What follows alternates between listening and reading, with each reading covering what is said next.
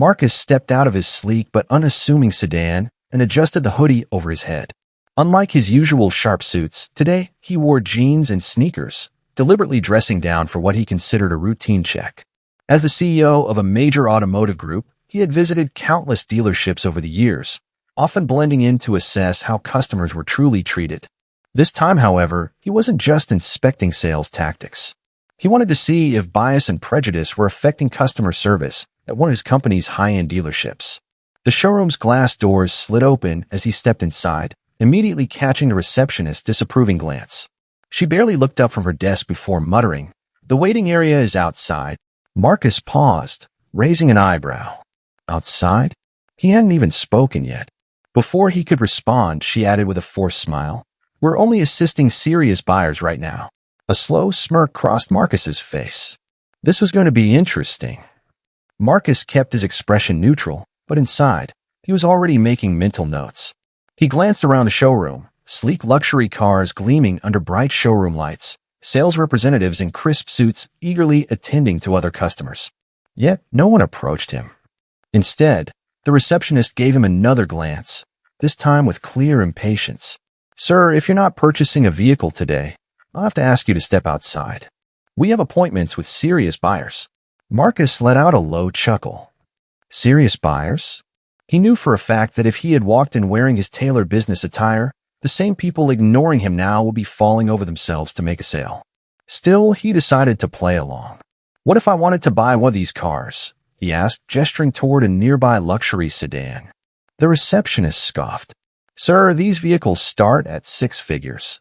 Maybe try one of our used dealerships." Marcus raised an eyebrow. So that's how they treated people they assumed couldn't afford it. He nodded, as if considering her words, before stepping aside and pulling out his phone. It was time to see how deep this rabbit hole went. Marcus stepped to the side, pretending to browse while subtly observing how the dealership staff interacted with other customers. Within minutes, he saw the stark contrast in treatment. A well-dressed white man walked in and barely had time to glance at a car before a salesman rushed over, offering a handshake and an enthusiastic, "Welcome to our dealership. Looking for something special today?" Meanwhile, another black customer in casual clothes, jeans, and a hoodie walked in and was promptly ignored. He awkwardly stood near a car, looking around as if waiting for assistance. None came. Marcus clenched his jaw. So it wasn't just him. This was a pattern. Then came the final confirmation.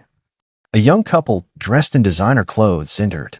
The woman, clearly interested in a luxury SUV, asked about financing options. The salesman responded, "We have great financing plans. What's your budget?" But when Marcus had asked about purchasing earlier, the receptionist had simply dismissed him outright. No mention of financing, no attempt to sell, just an assumption that he couldn't afford it. At this point, Marcus had seen enough. It was time to make his move. Marcus took a deep breath and walked straight to the receptionist who had dismissed him earlier. Calmly, he said, "I'd like to speak with the general manager." She barely looked up from her computer. "He's busy." Marcus raised an eyebrow. "I'll wait." At that moment, one of the salesmen overheard and smirked. "Sir, if you're looking for budget-friendly options, we have used cars outside." Marcus didn't react. Instead, he simply pulled out his phone, made a quick call, and said just 2 words. "I'm here." The employees glanced at each other, confused. Then the door swung open. The general manager rushed out, eyes wide, and nearly tripped over himself. "Mr. Carter, I had no idea you were coming in today," he blurted, suddenly nervous. The entire room fell silent. The receptionist froze. The salesmen looked at each other in shock. The black man they had ignored, dismissed, and insulted was actually Marcus Carter, the CEO of one of the biggest firms in the city. And they had just made the biggest mistake of their careers. The general manager, a balding man in his 50s, broke into a nervous sweat. He extended his hand, but Marcus didn't shake it. "Mr. Carter, we weren't expecting you today." The manager stammered, his smile forced and shaky. Marcus folded his arms. "Really? Because your staff was more than happy to tell me to wait outside." The receptionist's face turned pale. The salesman shuffled uncomfortably, realizing how badly they had messed up. The manager turned to them, his voice sharp. "Wait, what do you mean, Wait outside? Who told you that? Marcus didn't need to answer. The guilty looks on their faces said everything. The manager gritted his teeth and turned back to Marcus. I deeply apologize, sir. This is unacceptable. But Marcus wasn't done yet. He pulled out his phone, opened his email inbox, and tapped on a message titled Acquisition Proposal. He looked the manager in the eye. This morning, I signed a deal to acquire this dealership. I officially own it as of noon today. The room went dead silent. The same employees who ignored, dismissed, and judged him now realized they were standing in front of their new boss. And Marcus wasn't finished yet. The employees stood frozen, their eyes darting between Marcus and the manager. One of the salesmen, the same one who told Marcus to wait outside, let out a nervous chuckle. Wait, you're joking, right? Marcus simply slid his phone across the reception desk. The official acquisition contract was on full display. The receptionist gasped. The manager's face drained of color. No, no way, the salesman muttered. Marcus took a slow, deliberate breath. I came here today to see how this business was being run. And I gotta say, I'm not impressed. The silence was deafening. No one dared to move. Then Marcus turned to the manager. Tell me, do you usually let your staff judge customers by their appearance? Or was I just lucky today? The manager stammered. Sir, this was a misunderstanding. Marcus held up a hand. Save it. I've already seen enough. Then he turned toward the employees. I want every single one of you who participated in this nonsense to step forward. The receptionist looked down at her desk. The two salesmen who sneered at him before avoided eye contact. Slowly, 3 employees stepped forward. The room was so quiet you could hear a pin drop. Marcus crossed his arms. Good. Now let's talk about consequences. Marcus folded his arms and let the silence drag on.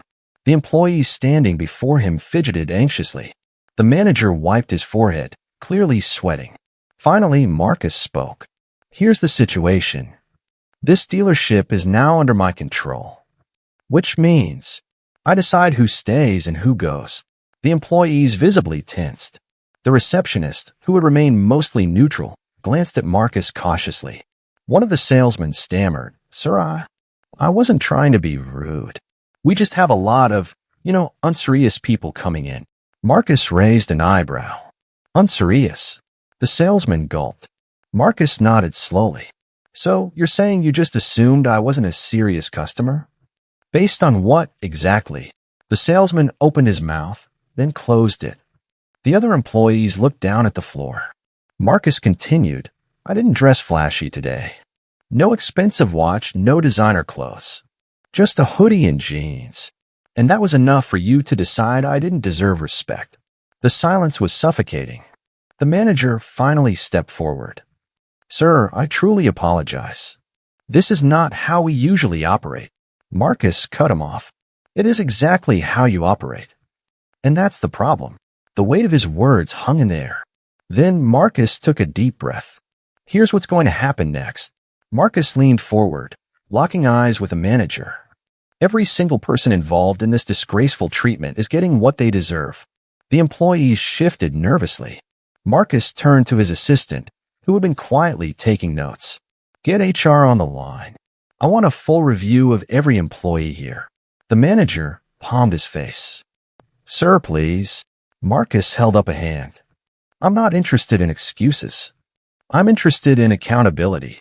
The salesmen who had laughed earlier were visibly sweating. The receptionist kept her head down. Marcus continued, effective immediately, every employee who took part in the discrimination I face today is terminated. The manager blanched. You're serious? Marcus nodded. Dead serious. And for those who are staying, we're implementing mandatory diversity and customer service training. Because clearly, some of you need to be reminded how to treat people. The tension in the room was unbearable. The guilty employees looked like they wanted to disappear. One of the fired salesmen threw up his hands. This is insane. I've worked here for 6 years. You can't just fire me over one mistake. Marcus raised an eyebrow. One mistake. He pulled up the dealership's customer complaint records on his phone. I see multiple complaints from customers about rude and dismissive treatment, especially toward Black and Hispanic buyers. The room fell silent. Marcus shook his head. You weren't caught on a bad day. You were caught in a pattern. The salesman's face turned red. He looked around for support, but the other employees kept their mouths shut. Security was called to escort the fired employees out of the dealership. Some stormed out angrily, while others begged for another chance. But Marcus remained firm. The manager, now visibly shaken, asked, "Sir, what happens now?" Marcus leaned back. "No, we rebuild. I won't tolerate an environment where customers are judged by their skin color before they're even greeted." He turned to the remaining employees. "If you're still here, it means I believe you can do better. But let me be clear, the old ways of doing business here are over." One of the younger salespeople hesitantly spoke up. "Sir, I had no idea this kind of thing was happening. I just started here a few months ago." Marcus nodded. "Then consider this a fresh start. But I expect professionalism, fairness, and respect from every single person in this dealership." By the next day, news of the mass firings and Marcus's undercover visit had spread across social media. CEO exposes racist car dealership in undercover sting. Car dealership staff fired after discriminating against their own CEO. The dealership's phone lines were flooded, some with customers praising Marcus's actions, others with people furious that discrimination was still happening in 2025. Reporters showed up at the dealership, hoping to get a statement. Marcus, never one to shy away, stood in front of the cameras. "I didn't expose this dealership to punish people. I did it because I refuse to let this kind of discrimination continue. We can't just talk about change. We have to demand it."